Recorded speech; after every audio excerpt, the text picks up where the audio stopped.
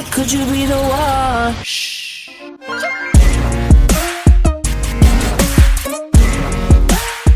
Good, good. Good, good. Could you be the one? Kali ini kita akan sedikit membahas anime dengan tokoh utama yang memiliki kehidupan tidak menyenangkan. Setelah mengalami masa sulit, sebagian besar dari mereka berubah menjadi sosok yang ditakuti. Inilah 10 anime yang tokoh utamanya diremehkan, tapi overpower. Tower of God berlatar pada sebuah menara misterius yang dapat mengabulkan harapan apapun. Bermula ketika sepasang sahabat, Rahel dan Yoru, sering bersama di bawah menara tersebut. Ketika Rahel mengatakan dia harus meninggalkannya untuk mendaki menara, Yoru memohon kepada Rahel untuk tidak pergi meninggalkannya. Rahel tidak mempedulikan permintaannya. Demi mewujudkan keinginannya, dia memutuskan untuk pergi darinya. Yoru pun tidak tinggal diam. Dia pergi memasuki menara untuk menemui Rahel dan bersumpah untuk mengikutinya tidak peduli apapun resiko yang akan dihadapi. Dalam menara itu, dia harus mengikuti berbagai macam ujian yang telah disiapkan. Meskipun Yoru terlihat lemah, namun dia memiliki mental yang kuat. Satu persatu ujian dapat dia lewati tanpa hambatan sedikit pun. The Daily Life of the Immortal King berlatar pada sebuah perkotaan di mana orang yang memiliki kekuatan spiritual adalah hal yang biasa. Pengguna kekuatan itu disebut sebagai kultivator. Wangling adalah seorang pengguna kultivasi. Sejak dia masih bayi sudah memiliki energi spiritual yang sangat besar. Bahkan ketika dia masih anak-anak, telah berhasil menyelamatkan kota dengan mengalahkan Raja Iblis. Namun kejadian itu tidak diketahui orang lain, karena dia lebih memilih untuk menyembunyikan kebenaran dan melimpahkan semua kepada orang lain. Ketika Wangling sudah remaja, seringkali dia berada pada situasi yang mengharuskannya menggunakan kekuatan. Setelah itu dia menghapus ingatan siapa saja yang pernah melihat kehebatannya. Oleh karena itu dia sempat diremehkan oleh orang-orang. Namun berkat itu juga seringkali dia mendapat perhatian banyak orang. Persahabatan Wangling dengan beberapa temannya juga seolah terjadi begitu saja, tanpa mengenal siapa Wangling yang sesungguhnya. Roka no Yusa bercerita tentang 6 orang pahlawan yang ditakdirkan untuk melawan Raja Iblis. Berawal ketika Adelmayer mendatangi area pertarungan sakral untuk mendapatkan gelar pahlawan. Dia mengatakan bahwa dirinya adalah orang terkuat di dunia. Karena dianggap sombong dan mengganggu acara pertarungan sakral, Adel ditangkap lalu dikurung dalam sel tahanan. Saat waktunya telah tiba, ternyata Adel terpilih menjadi seorang pahlawan. Namun tidak ada yang mempercayai omongannya. Suatu hari dia diselamatkan oleh perempuan kelinci bernama Nestaina dan memulai perjalanan bersama dirinya. Setelah semuanya berkumpul, terdapat 7 orang pahlawan. Mereka menyadari bahwa ada pahlawan palsu di antara mereka untuk membunuh ke-6 pahlawan. Mereka saling tuduh dan yang dicurigai bernama Fremi. Saat itu Adel membela Fremi agar dia tidak dibunuh. Setelah banyak hal terjadi, 5 pahlawan menuduh Adel sebagai pelakunya. Karena terdesak, dia menyandra Fremi dan pergi ke area hutan.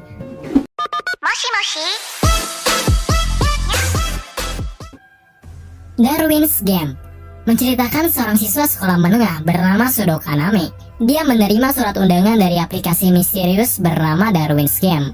Darwin's Game adalah sebuah permainan yang mengharuskan pemain untuk bertempur menggunakan kekuatan yang disebut dengan sigil. Kaname memiliki kekuatan untuk menciptakan segala sesuatu yang dijangkau oleh pemahamannya. Akan tetapi dia belum mengetahui bagaimana cara menggunakannya. Pada pertarungan pertamanya, dia dikejar oleh pemburu pemula. Karena keberuntungannya dia berhasil bertahan. Namun salah satu sahabatnya menjadi korban. Setelah itu dia ditawarkan bantuan oleh seorang pemain perempuan yang sangat kuat. Dia bernama Shuka. Karena ketidakpercayaan Shuka terhadap ucapan Kaname, Shuka menyerang Kaname dengan sangat brutal. Saat itu juga Kaname mulai menyadari bagaimana cara menggunakan sigil miliknya, lalu memenangkan pertarungan. Setelah itu mereka berdua bekerja sama, lalu membentuk kelompok yang terdiri dari orang-orang kuat yang dipimpin oleh Kaname.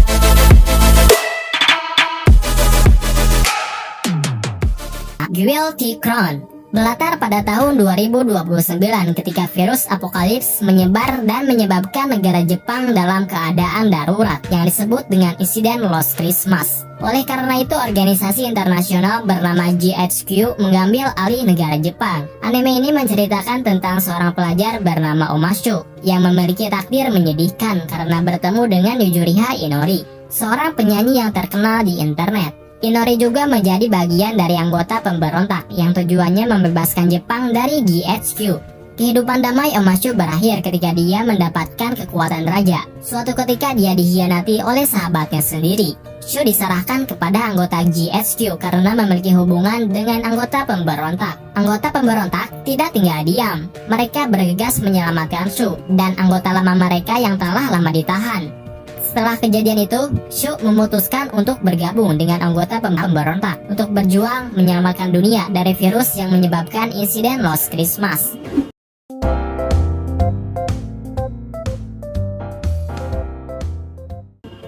World Trigger.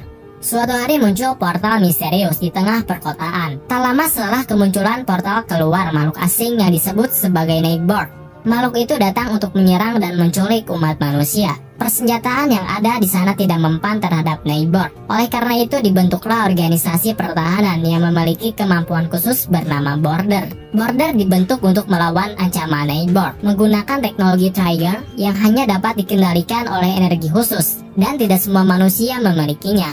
Osamu Mikomo adalah seorang agen Border peringkat terendah. Meskipun lemah, dia memiliki keinginan kuat untuk melindungi umat manusia. Suatu ketika datang murid pindahan bernama Yumokuga. Di sekolah barunya dia dijahili oleh sekelompok anak berandalan. Kemudian Mikomo membela murid tersebut, sehingga keduanya pun ditindas dan diremehkan. Ketika berada di zona terlarang, keluarlah Nightborn dari portal di sekitarnya. Mereka berdua terlibat dalam pertempuran melawan Nightborn. Hal yang mengejutkan adalah Yuma, orang yang selalu diremehkan ini memiliki Trigger yang kekuatannya secara Border tingkat A. Yuma dapat mengalahkan Nightborn hanya dengan satu pukulan saja.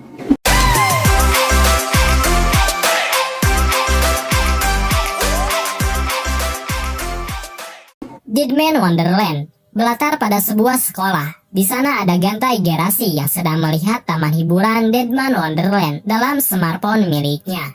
Sebuah penjara sekaligus taman hiburan yang akan dikunjungi kelasnya. Sosok berbaju merah muncul di jendela kelas mereka. Seketika seluruh siswa terbunuh kecuali Ganta. Sosok berbaju merah itu kemudian mendekati Ganta dan memasukkan sebuah benda merah ke dalam tubuhnya. Ketika dia berada di rumah sakit, dia menjadi tersangka kasus pembantaian. Tidak ada satupun orang yang mempercayai perkataan Ganta, sehingga dia dijatuhi hukuman mati.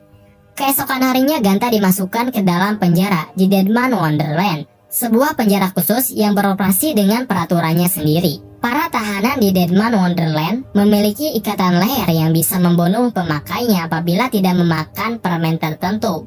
Untuk mendapatkannya, para tahanan harus mengikuti wahana yang sangat berbahaya. Ketika dia diganggu oleh tahanan lain, terjadi sebuah ledakan besar dan merobohkan bangunan di dekatnya. Disinilah Ganta menyadari kekuatannya yang dia dapatkan dari sosok berbaju merah. Dia menggunakan kekuatan itu untuk menyelamatkan perempuan.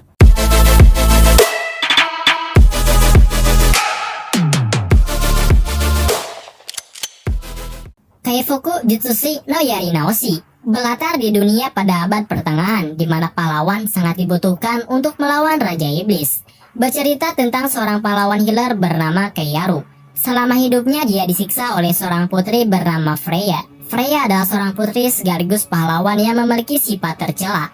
Dia menyiksa Keiyaru hanya karena memiliki kelemahan fatal. Keiyaru bisa menyembuhkan segala jenis luka, namun memiliki kelemahan, yaitu seluruh ingatan dan pengalaman yang dialami oleh korban akan langsung mengalir ke dalam dirinya. Freya memaksa Keiyaru untuk menggunakan kemampuannya dengan cara membuat dia kecanduan terhadap obat dan menyiksanya setiap saat. Saat kesadarannya telah kembali, Keiyaru tidak ingin menyembuhkan pasukannya. Dia bertarung sendiri dan berhasil mengalahkan Raja Iblis dengan kemampuan yang dia serap setelah menyembuhkan banyak orang. Mengingat penderitaan yang dialami di saat-saat terakhir, dia bisa kembali ke masa lalu untuk membalas semua perbuatan keji yang pernah dilakukan terhadapnya. Moshi moshi.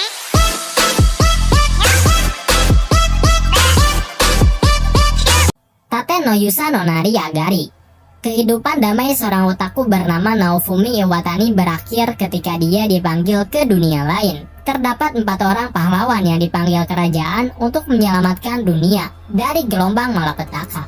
Masing-masing dari mereka menjadi pahlawan pedang, tombak, busur, dan perisai. Sebagai seorang pahlawan perisai, dari awal Naofumi sudah diremehkan, dihianati, bahkan difitnah oleh Putri Malti, sehingga Naofumi mendapatkan reputasi buruk di seluruh wilayah kerajaan. Naofumi tidak bisa menggunakan senjata selain perisai di tangannya. Hal ini mengharuskan dia untuk bergantung pada teman partinya. Namun sifat dia telah berubah menjadi penuh amarah dan tidak mempercayai siapapun. Hingga suatu hari Naofumi akhirnya bertemu dengan Raphtalia, seorang perempuan setengah rakun yang dia beli dari pedagang budak.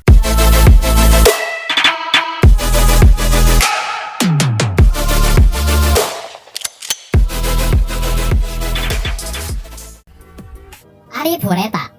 Bermula ketika Hajime Nagumo dan teman sekelasnya dipanggil ke dunia lain sebagai seorang pahlawan. Di sana mereka mendapatkan perlakuan layaknya seorang pahlawan. Mereka diminta untuk menyelamatkan dunia dengan kekuatan yang mereka miliki. Namun karena kemampuan Hajime dianggap lemah, dia selalu mendapat perlakuan buruk. Ketika ekspedisi di labirin, Hajime dikhianati oleh sesatu temannya. Dia dijatuhkan ke dasar jurang, tempat di mana monster kuat saling memangsa satu sama lain. Hajime berhadapan dengan monster yang mengancam nyawanya. Meski terlihat sudah putus asa, dia memutuskan untuk terus berjuang. Hajime memakan daging monster yang telah dia kalahkan untuk bertahan hidup. Dia mendapatkan kekuatan baru setiap kali memakan daging monster yang dia kalahkan. Dalam labirin, Hajime bertemu vampir yang tersegel. Dia menyelamatkan vampir itu, kemudian memberinya nama Yue. Selain Yue, Hajime mendapatkan rekan baru di sepanjang jalan.